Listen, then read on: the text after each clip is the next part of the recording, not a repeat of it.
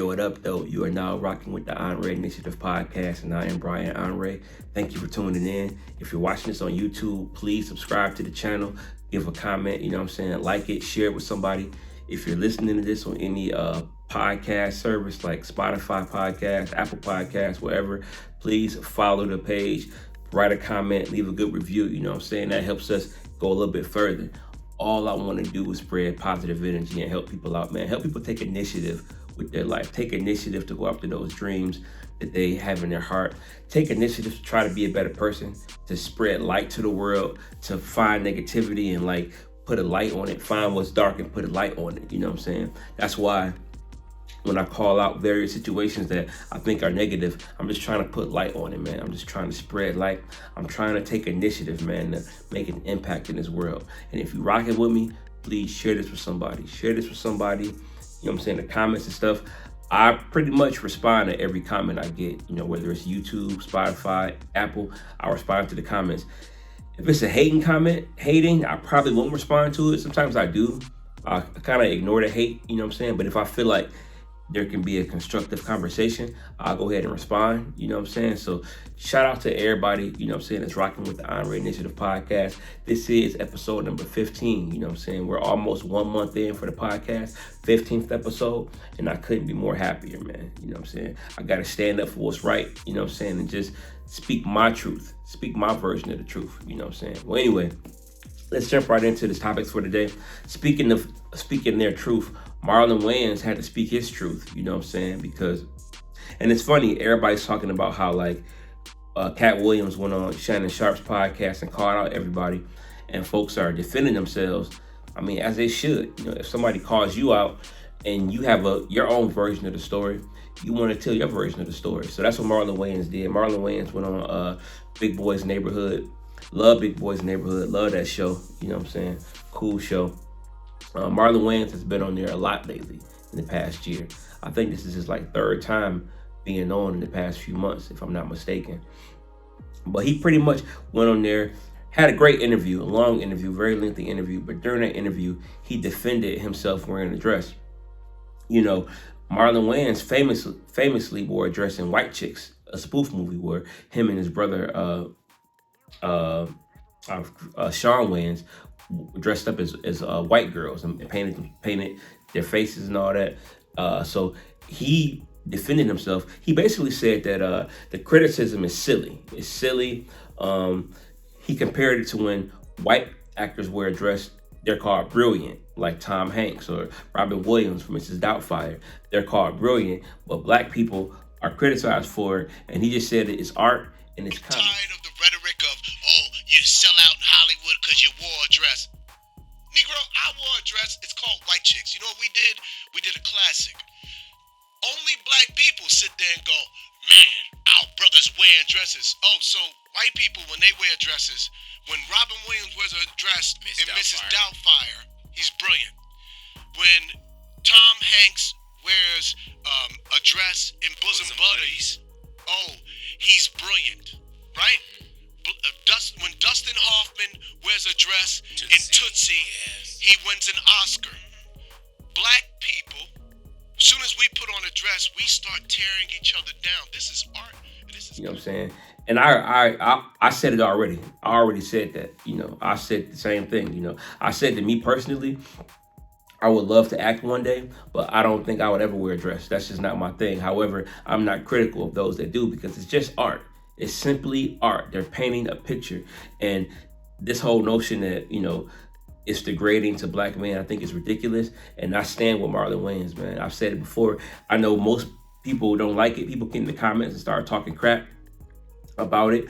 And even the comments under the Big Boy interview, if you read the comments, they all, pretty much dog and Marlon Wayans. And the thing that's really, really hurtful about it is it comes from black people. Other black people that's kind of leading the charge to kind of tear us down. And it's funny because, black men have made some great, black and white men have made great art, wearing their dresses, whether it's Big Mama's House, The Nutty Professor, or Norbit with Eddie Murphy, White Chicks. It was never a problem. It was never an issue. As black people, we always enjoyed these movies, but now all of a sudden, it's like this big old like conspiracy and we're dogging each other. How about people stay in their lane and mind their business and let other people do what they want to do? If you don't like white chicks, Nutty Professor, Big Mama's House, then don't watch it if you don't like it. Medea, if you don't like that stuff, don't watch it. Those that do, let them enjoy it and stop attacking people for doing their art, And furthermore, as far as people in the comments, most of the people in comments that attack stuff ain't doing nothing themselves. It's easy to sit at home, living your life, not going after your dreams and criticizing people. It's easy to do that, But when you put out art, when you stand on the stage and put out art, movies, music, you're open to criticism, So just take that with a grain of salt when people criticize you for going after your dreams, because they will. You'll get criticized for going after what you want to do, what you want to pursue in life. So shout out to Marlon Wayans for defending himself, and I agree with him 100%. All the criticism is silly, it's ridiculous, but that's the world we live in, And you at home, when you going after something you want to do, just know that the criticism is coming, and it might not even come right away. It might come 20 years later, like with this stuff, it might come later, but just, keep doing your thing, That Katt Williams interview, we still talking about it, Speaking of people still responding, Joe Rogan put out another response. Joe Rogan, Katt Williams took a shot at him as well on the podcast. He was saying that Joe Rogan wouldn't have him on the show because he'd rather have 6 comedians that ain't funny on the show, And at the time, Joe Rogan tweeted out, hey, I love to have Katt. I'd have Katt Williams on the show anytime. I always speak highly of him. And again, Joe Rogan reiterated that, but he said it on his actual podcast. I think it was Joey Diaz he was on the podcast with. But he said that he loved Katt Williams and he loved to have him on. He said, anytime, just call me. He's like, look, I'll open up my studio at 3 a.m. for you. If you call me, you can come anytime. You're welcome to come on the show. I always loved Katt. I love Katt. So I don't know. He did that interview. He said I wouldn't have him on. I'm like, what are you talking about? I'll have you on. Let's go. 2 times. Anytime. I'll be on Whenever 2 you want to come by, call me. I'll fire this place up at 3 a.m. for you. I'll wake up. And my question to you all is, do you think Katt Williams will have a good Joe Rogan interview? I mean, I love Joe Rogan. He's got a great podcast, and he does really long interviews. Sometimes his interviews can get a little boring, but sometimes they can be great, Joe Rogan is very interesting because he doesn't really, I don't think, prepares for the interview. I think he just comes and sits down and just freestyles the whole thing so that it can be like organic and natural, not like a pre-planned feel. And I like that it works a lot of times, but sometimes it doesn't work because it kind of gets stale. They're just sitting there talking about just random stuff, So I think it'd be interesting, I think it'd be interesting to see Katt Williams on Joe Rogan. It really would, because I don't know, but I do think that Joe Rogan, he would kind of sit back and he would kind of let Katt just do his thing. So if Katt wanted to go on those rants, he would let him do his thing. Now, he might challenge him sometime. He'll challenge him, but for the most part, he'll just smoke some weed and just let him do his thing. So it'll be interesting. We'll see if Katt Williams will go on Joe Rogan's podcast. Let me know what you think in the comments. Should Katt Williams go on his podcast or not? Speaking of podcasts and Katt Williams, I was talking a few episodes ago about Suge Knight's podcast and how Katt Williams was on there. And I was going back and re-listening to that podcast, and I noticed some stuff that was disturbing. Suge Knight is still hating. He's still hating, man. When he first got Katt Williams on the podcast, he was criticizing the Outlawz for like making a song with like Lil C's and Junior Mafia, because those are Tupac's enemies. I just played the clip real quick. Once Pac left, even people in his own groups that he was putting out, they started doing songs with his enemies. It's bigger than some peace treaty. K-Slay said the rap game needs how we bury the hatchet. This is history. They start taking pictures with his enemies. And then I'm looking at you. You ready to go to war. Yeah. He was criticizing the Outlawz for doing a video, with Lil C's and the song, and criticizing Snoop for taking pictures with Puff Daddy, with P. Diddy, And it's like, you expect them to be enemies forever? You expect them to be forever? You don't want black men to resolve beef? You want them, because Pac had a problem with them, you want them to keep beefing forever? And then at the end of the podcast, he talks about, how he want to just be positive. We're trying to do what's positive for our community. in our culture. Number one, anything in the past is the past. I don't have nothing negative to say about anyone from the past. If I know you, if I met you, thank you for your time. How he wants to be positive for the community and all this stuff, man, and that's just foolish. You know, you want to be positive, you want to, you know, be positive for the community, but at the same time, you criticizing black men for resolving their differences. You know what I'm saying? I think it's just lame, man. It's like, come on, bro. You know, you in jail for killing a black man. You're in jail for killing a black man, and you promoting beef between black men. And then, like, I'm not even gonna say his name, but the person that does the podcast for him, you talk about culture vultures. We always talk about culture vultures and calling out culture vultures. Like I said, I ain't gonna say his name, but look who hosts the podcast and runs the podcast. And we always talk about culture vultures. If this not a culture vulture, money grab type of situation, if this is not a white person exploiting a black person, I don't know what is. I don't know what is. Talk about culture vultures. That's all I'm gonna say about that, man. You know what I'm saying? Speaking of the culture, man, I do want to speak on one quick thing involving YFN Lucci. YFN Lucci has been in jail for like over 3 years. He was charged with all kind of conspiracy stuff. There's a murder charge in there for one of his own people that got murdered. And I don't want to get into that. You know, I'm not a street guy. I don't follow the streets. I'm not even from Atlanta, so I'm not want to get into the specifics. But here's what I want to say, though. I want to, first of all, report that, like, he had a plea deal. He was sentenced to 20 years in jail, 10 years to serve, and 10 years probation. And out of that 10 years to serve, he already served 3. And apparently, there's some other programs that he's involved with that will allow him to only serve 4 more months in jail. 3.5, I believe. So with this agreement, he should be getting out in 4 months. So, you know, I guess it's good to see somebody free. I don't know if justice was served or not. That has nothing to do with me. But I will say this, man. I hope that YFN Lucci will take advantage of his freedom and do something positive. And here's the thing. I've said it a million times, and I'm going to keep saying it. I don't have no problem with God rappers like YFN Lucci rapping about the street life. I have no problem with it. You know, they come from the streets. What I do have a problem with is them living the street life. You know, this is the record business. When you enter the record business, you should not stay in the streets. You should leave the streets behind. You can still rap about it because you're authentic. As consumers, we love authentic street music. We love street music from people who either lived it or was around it and can speak from it from an authentic place. No different than we love mafia movies and crime movies and street movies, you know, like Menace to Society, Goodfellas, Scarface. It's entertainment. We're going to talk about the Oscars here in a few minutes, but it's entertainment. We love to be entertained, and we love our entertainment to be authentic. So I have no problem with the music.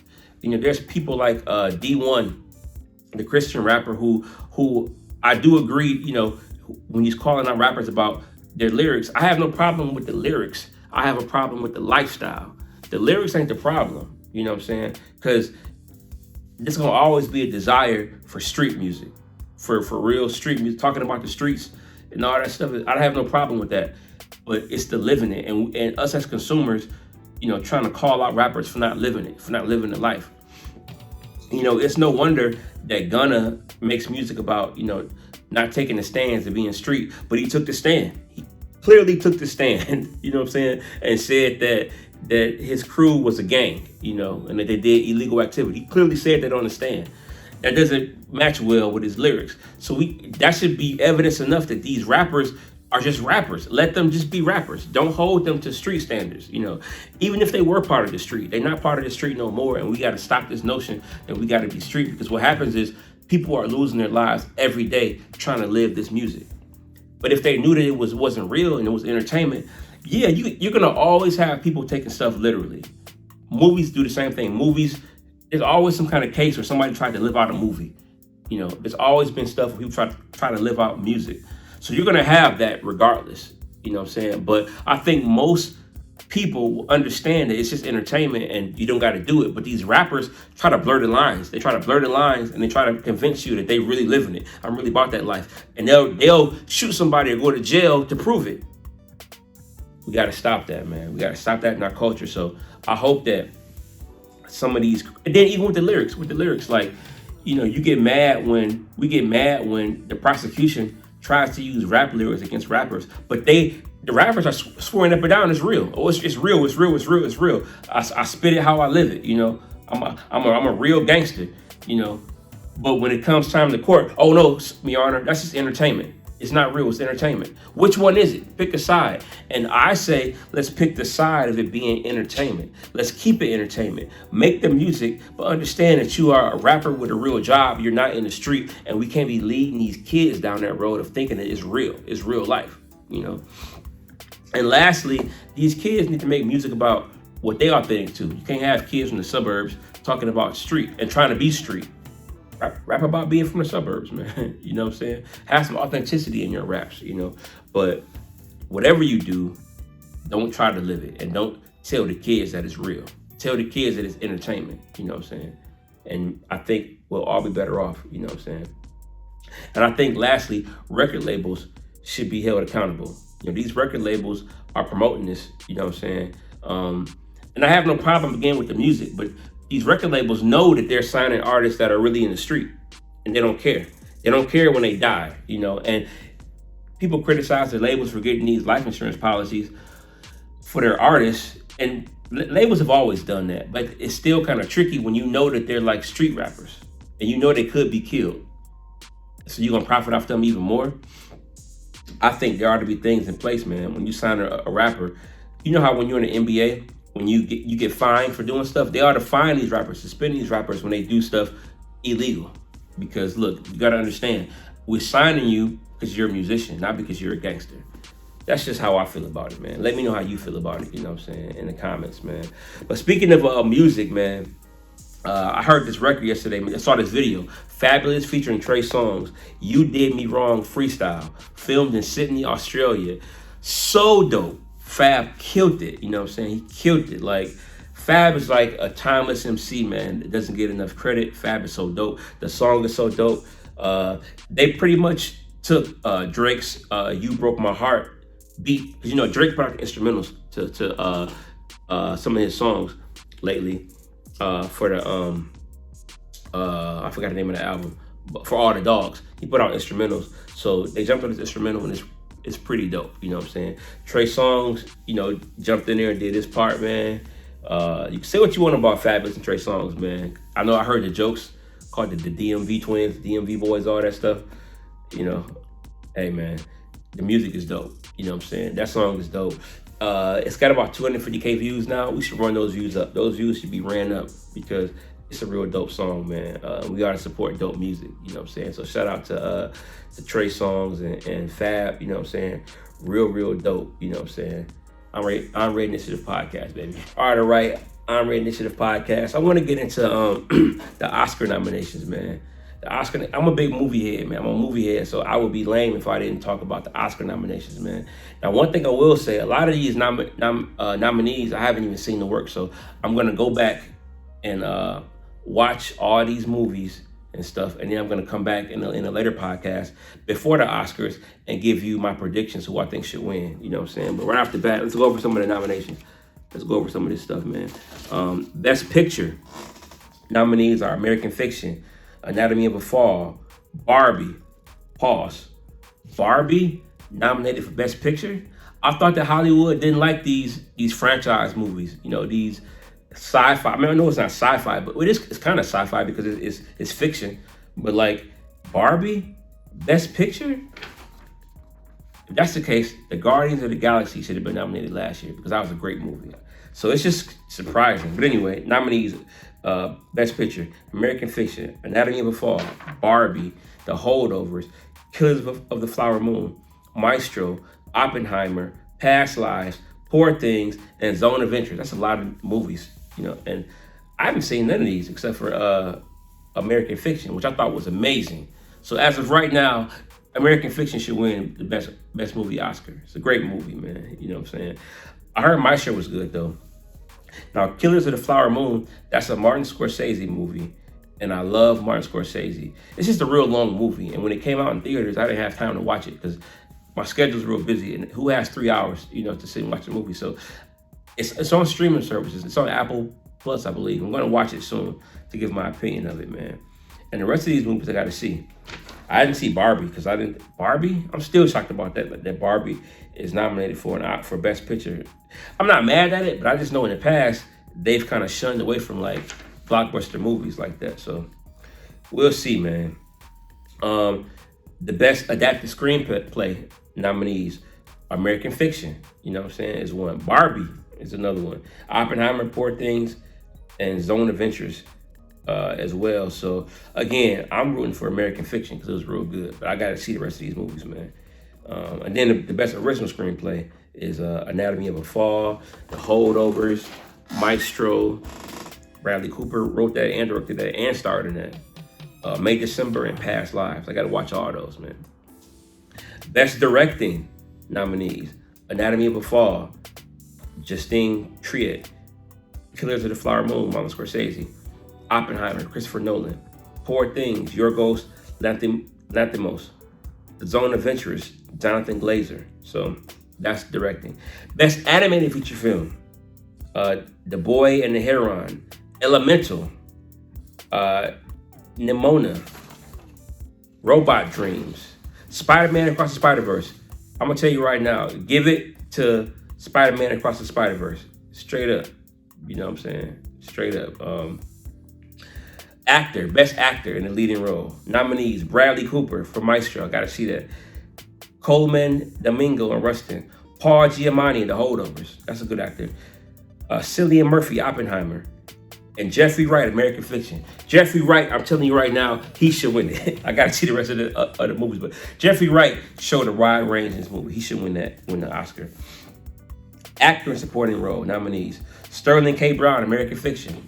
He did pretty good in that movie. Robert De Niro, Killers of the Flower Moon. Robert Downey Jr., Oppenheimer. Now, didn't Robert Downey Jr. have a small role in that movie? Ryan Gosling for Barbie. Oh, I gotta see Barbie now. Mark Ruffalo, Poor Things. Best Actress in Leading Role nominees: Annette Bening in Nyad, Lily Gladstone, Killers of the Flower Moon, Sandra Hüller, Anatomy of a Fall, Carey Mulligan in Maestro, Emma Stone in Poor Things.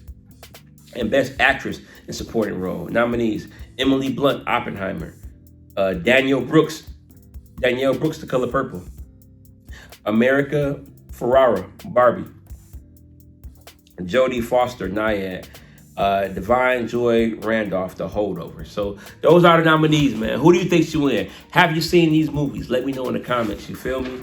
So yeah, I'm a movie head. I'm gonna watch all those movies. I'm gonna spend a lot of time in the next few weeks watching a bunch of movies. You feel me? And I'm gonna talk about them all. I'm gonna do reviews on it too. I love movie reviews, so I'll talk about them, as the podcast goes along. Real quick sports news. I thought this was very interesting in sports. The Milwaukee Bucks fired their coach. You know what I'm saying? That was kind of crazy.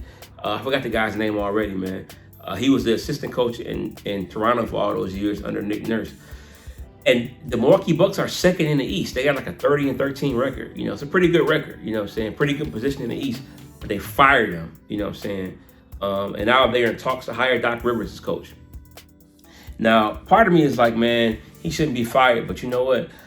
I knew there were problems in the preseason when Terry Stotts quit the staff. The rumor goes that Terry Stotts, that the coach yelled at Terry Stotts during a practice about something he was doing with the players on the side. He yelled at him, undressed him in front of everybody, and then he quit. Now Terry Stotts, anytime you got a rookie coach needs veterans on his staff to kind of run stuff, help him run stuff, And Terry Stotts is a great offensive mind, and he coached Dame Lillard before, you know what I'm saying? But he quit, and it was and the team just seemed like they were kind of not really together. It seemed like they were coaching themselves. It seems like they were coaching themselves, and they were winning despite the coach, it seems like. And I'm surprised they fired him. Usually they fired him after he didn't do good in the season, but the Milwaukee Bucks organization is very, very, very aggressive, and they're like, no, we got to win this. Here's a news flash. They should have never fired Coach Budenheimer. They should have never fired him. He's a good coach. Yeah, they flamed out in the playoffs. It was pretty bad, but that coach won you a championship. Why'd you fire him, Milwaukee? That was stupid, Milwaukee. Dumb. And now you're sitting here, Doc Rivers? Look, Doc Rivers has won a championship before, but Doc Rivers choked in LA with the Clippers when he had the 3-1 lead in the East against Denver. He ain't did nothing in Philadelphia but underachieved. So now you're gonna bring him here to underachieve? Not a good look, man. Should have kept Coach Bud, man. You know what I'm saying? So that's my sports take, man. I know they were trying to take initiative, right? They're trying to take initiative and get better, but how you gonna fire a championship coach and bring in an unproven coach? And then get mad when he don't control the team, and then hire a coach that's a championship coach, but has choked the last 15 years. Anyway, man, I love Milwaukee, man. I'm in Milwaukee all the time, man. I hope they do well with Coach Doc Rivers, man. I hope so, man. But anyway, that's the Onrea Initiative podcast, man. I love y'all, man, that's watching this. Thank you for supporting the podcast, and the YouTube channel. We are almost at 200 subscribers. Let's push that subscriber count. I think we're at 179, 180 today. Let's get it to 200. You know what I'm saying? Share this podcast with somebody. Let the folks know they should subscribe to it. Nothing but positive vibes. But I take, current events and current news, and I put a positive spin on it, man. And I want everybody to win. I want everybody to be successful. I'm going to win. We're going to win together, man. It's the Onrea Initiative podcast. Let's get it.